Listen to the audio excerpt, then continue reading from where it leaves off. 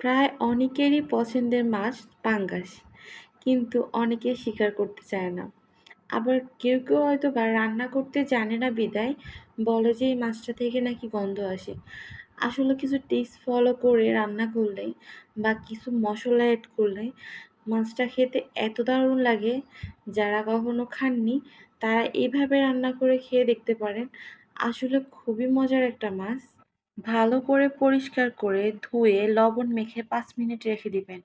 এরপর কয়েকবার ধুয়ে পেঁয়াজ, কাঁচামরিচ, টমেটো কুচি দিয়ে হলুদ, মরিচ গুঁড়া, লবণ দেওয়ার পর বাটা মশলা ইউজ করবেন। যেমন রসুন বাটা, শুধু জিরা বাটা ব্যবহার করবেন না। জিরে এবং কালো গোলমরিচের গুঁড়া বা কাঁচা বাটা যেটা আছে ওইটা ব্যবহার করে হাতে মাখিয়ে নেবেন। এরপর একটুখানি পানি দিয়ে বসিয়ে দিবেন চুলার উপরে। প্রায় ১৫-২০ মিনিট পর এই তো হয়ে গেল। এই মাছ রান্নাটা অনেক মজা। এখানে আমি সবগুলো পেটের মাছ নিয়েছিলাম, তাই তেলটা একটু বেশি দেখা যাচ্ছে।